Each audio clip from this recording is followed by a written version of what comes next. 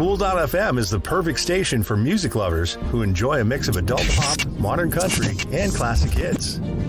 Our unique blend of different genres creates an awesome listening experience that you won't find anywhere else. With Cool.fm, you don't have to constantly change stations to hear the music you love. Just download the Live 365 app and start listening to our curated selection of modern adult and country hits, as well as the classics you know and love. So tune in to Cool.fm and start enjoying the best of all your favorite music in one place.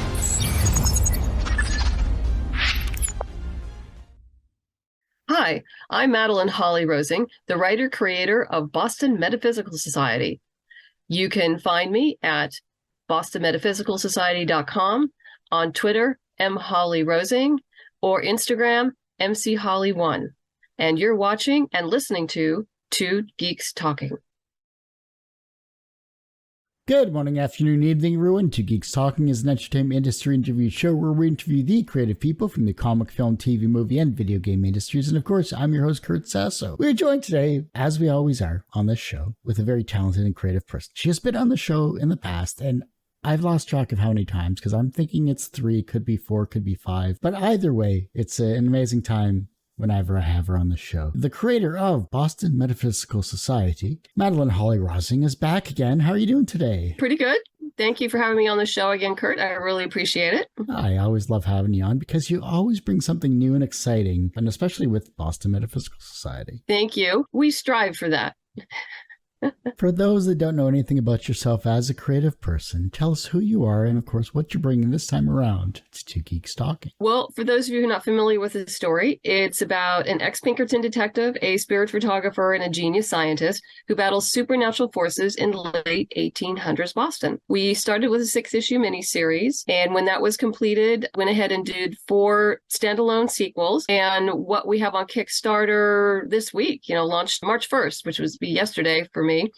Yeah, time gets distorted after a while, is a brand new 4-issue miniseries called Mystery at Pikes Peak. And we have the whole team now going to Tesla's experimental station in Colorado Springs. Essentially, they're fleeing arrest in Boston. Tesla's station is really the only safe haven they have right now. And while they're there, they meet Tesla's most unlikely partner, Bai Hui Chao, a scientist from the Great House Chow in California. And life gets more complicated when an attempt is made on Tesla's life, and Caitlin's psychic abilities take a dangerous turn. Now they must figure out who is trying to kill Tesla and what Caitlin's visions are trying to tell her before anyone else dies. Yes, it's kind of a murder mystery with paranormal and political intrigue all wrapped into one. That's awesome. I love it. You're definitely ramping up the action from what I saw this time around. I love the Kickstarter video you had watching it, and I saw it was like 4 minutes long, and I'm like, well, how are you going to do a 4-minute promotion? And then you had an amazing trailer at the end. Well, thank you. I'm very lucky to work with a very talented young man, Dean Russell's his name, who does all my videos. Yeah, he's a very talented cinematographer. I met him, actually, he's my hair colorist son, of all things. So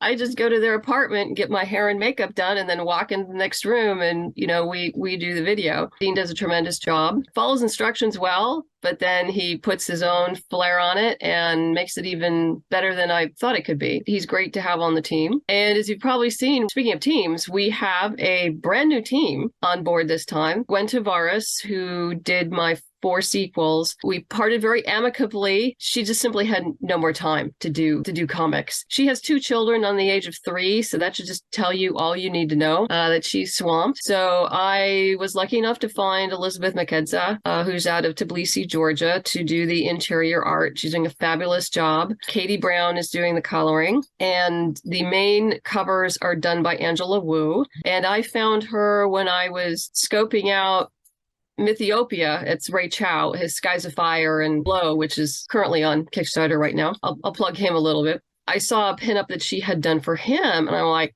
okay, this might work. So we talked, and I brought her on board, and she's doing a fabulous job. I was really psyched to be able to get Rio Burton and Steph C to do the variant covers, because this is the first time we've ever done variant covers. I just wanted to start small, so we just have 2, one for issue 1 and one for issue 2. see how it goes. Apparently people are really, really loving it. That's been working out very well. And we have metal covers too. I thought I'd go all fancy. We have a limited amount of metal covers, trying a number of new things this time. Yeah, I was going to say you're definitely ramping up for this particular series, and amazing talent that you just spoke of course, as well, too. The art is beautiful. Even looking at the artwork from the video itself, I thought it was really amazing as well, too. So you just keep doing amazing things, and I don't know how else you're going to top yourself for the next series now. Well, you never know, and but I do spend a lot of time culling through portfolios, find amazing people, and it just, a lot of times it depends on scheduling, because I talked to a number of female artists and they were interested in the project, but they were booked up. For when we do the Kickstarter for issues 3 and 4, I've already lined up one variant artist because, I knew ahead of time, like it's like, okay, you don't have to do it till July. And she's like, oh yeah, I can do that. Yeah, talent, there's a lot of good talent out there. It's just finding, so much has to do with timing, and their availability. You're already funded and you still have like 28 days left. It's yes. Amazing. You're into stretch goal territory. What stretch goals are you looking forward to either showcasing or maybe unlocking? The first one, we have 6 digital independent comics I curated from around, and I think people are really going to enjoy those. Very diverse and different stories, and some are action, some are sci-fi, some are a little more thoughtful. But I also have some fun ones coming up. Alejandro Lee, who designed the pin, I also had him do some magnets, and I guess people are really loving the magnets, but we changed them up. The coloring is really different. There'll be the next one after this, and I do have planned a different metal bookmark, and hopefully we'll do well enough so we can do it in copper, but it's of the experimental station, so it should look really cool. I don't know if you saw the metal one that we did from last time, but it turned out Alejandro did that as well, and it was so cool. I think I recall that, actually. Yeah, no, that was such unique products for your comic. And it's just great to see, because you're not going to see that anywhere else except for what you have. And that's just, I love it. Well, in all fairness, I do a lot of my inspiration from Mike Shea, who does Miskatonic High. And he and I talk all the time about stretch goals and things like that. And I will quite honestly say I steal some ideas from him, because I'll see something he'll post and I'll go like, where did you get that? I love that. And so we'll talk, and obviously I have my own spin on it. It's different from his, but I have to hand it to Mike Shea for giving me a lot of great ideas for stuff to do. I mean, the one thing, of course, is, we do every Kickstarter is a new pin, and this one is of the Tesla coil, and people seem to be really loving that. Yeah, that looked really neat. I loved in the video, and then I scrolled down and I saw in the actual campaign itself a larger version of it. So we have that's a proof. And I do say that the manufacturer, they do a beautiful job. So you do see a lot of that detail in the pin. It does come out. So just very fortunate to work with really great vendors. I'm like, yay. Well, hey, you're bringing in unique ideas, unique products. They're showcasing what they can provide to you and to provide those that are supporting your campaigns. It sounds like a win-win situation for everyone involved. Yeah, and what's even, to me more important is obviously the art and all the little tchotchkes and the fun things that we have, but we're kind of entering into a new phase into Boston Metaphysical Society and the story, particularly since we're now traveling away from Boston and away from the East Coast and experiencing different parts of what I call the great states of America in the Boston metaphysical universe. So you're going to see, snippets of what happened within real history, how it's reflected within the story, and some of the things that I have altered very deliberately. Didn't want people to think that, the great houses just live on the East Coast. That's it. There's Boston, New York, and whatever. It's like, no, they're throughout the country, from the Midwest all the way to California, with different traditions and different agendas. So different businesses. It's fun. Since I'm not up on my U.S. history, what are the great houses you speak of in this particular timeline? Within the Boston Metaphysical universe, our government is essentially a parliamentary oligarchy, and it is run by families. and which refer to themselves as great houses. And they're like families of industry where each family is either, builds airships, or they build seafaring ships, or they're into farming and agriculture, or they're coal miners, or, something else. They are the ones that run the country. Okay. Good to know. I was thinking Game of Thrones style to that. No, it's fine. It's a pretty common trope to, call things house fill in the blank. You see that in a lot of fantasy and science fiction. That's nothing unusual.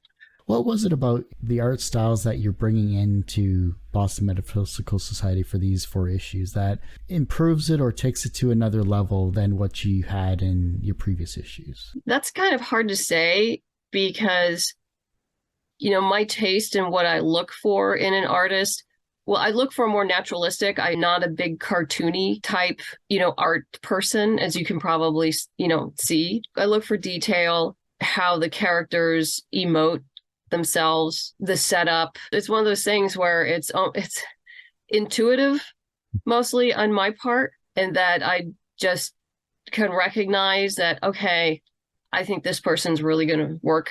And, particularly, working with a new artist, you are taking a chance. And so you really don't know until the pages coming in is like, okay, is this going to work? And you cross your fingers and you're like, sometimes you do take a leap of faith. And so far it's paid off. So that's okay. You're right. It looks beautiful. I can't wait to see what issues 3 and 4 have in store as well, too. A lot to go, especially with these campaigns. The fact that it funded early is a great first step. But how are you going to push through the next 28 days or so in terms of promotion and other avenues to get the word out? Everyone seems to want to know that. Well, I can tell you, I have 24 podcast interviews scheduled. That is a lot of what I do over the next 28 days. I talk to people like you, Kurt, and I go on shows I've been on before. I go on new shows. I'm doing a number of new shows this time to reach new people. I've just found it's a great way to mitigate, the dreaded middle part of Kickstarters. It keeps it going. I mean, it always slows down for everybody. It's just a matter of how much. Kind of do, a little constant flow. And of course, sending emails out and, either through my newsletter or through Backer Kit. And I try very hard not to overdo that because I myself, as the backer, it can be annoying. I know. But, it has to be done. You do it. But I just try to balance it. So it's not too much and not too little. I had a guest on recently, and I believe you know her, Laurie Foster from Unlikely She's Her. Awesome. Yeah. She was saying how amazing you were in what you've produced and had some wonderfully kind words that are in the interview. Well, I think Laurie's amazing. So she just keeps cranking stuff out and she runs a lot of Kickstarters, so I bless her heart. I couldn't do as many as she does. So she's a woman of steel, I think. We were talking about Cthulhu is hard to spell. It's definitely hard to say, that's for sure. But yes, I actually have a story in that.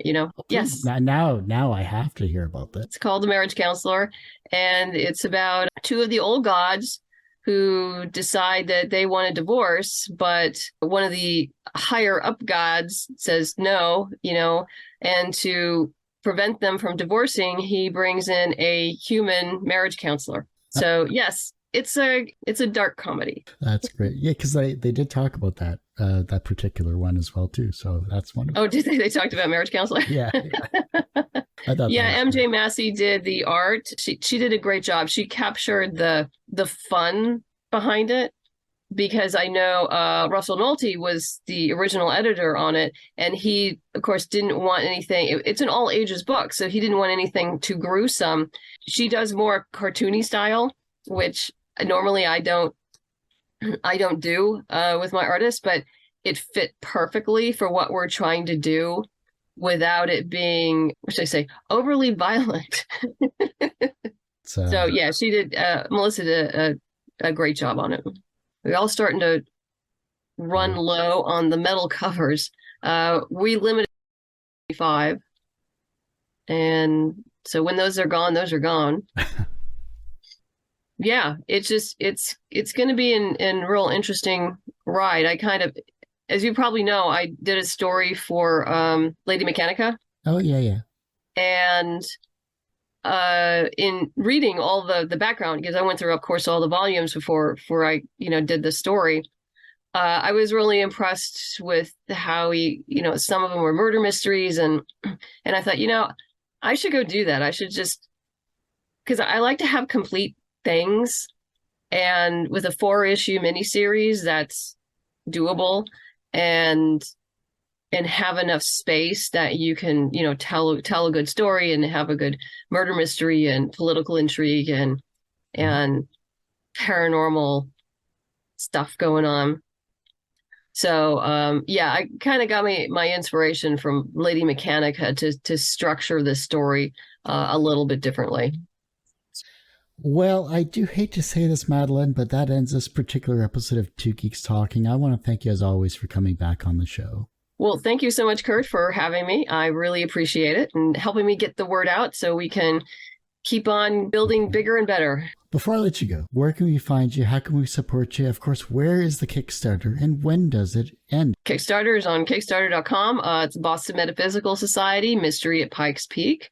And we end on Friday, March 31st at 11 o'clock in the morning, and that's Pacific Standard Time. You also can check out my website at bostonmetaphysicalsociety.com or queenofmercia.com. It all goes to the same place. That's my company name. Yes, you can just put in Boston Metaphysical and you will find the right place. There's only one. Well, like I said, that is this particular episode of Two Geeks Talking. You can find this interview and 1,000 plus others on our website, tgtmedia.com or twogeekstalking.com. That's the word 2, not the number 2. Our YouTube channel is a lot more updated than our website, which is youtube.com/c/TGT The podcast is back after 12 or so years, which you can find at twogeekstalking.podbean.com. But you can search on any audio streaming service. There's a bunch of them there. Search for Two Geeks Talking, the word 2, not the number 2. I'm the only one there, quite literally. Subscribe, like, favorite, share. And of course, you'll see this interview and other interviews of Madeleine's in the past as well, too, and thousands of others. And as I say every week, everyone has a story to tell. It's up to me to help bring that out. Thanks for listening and watching on Two Geeks Talking.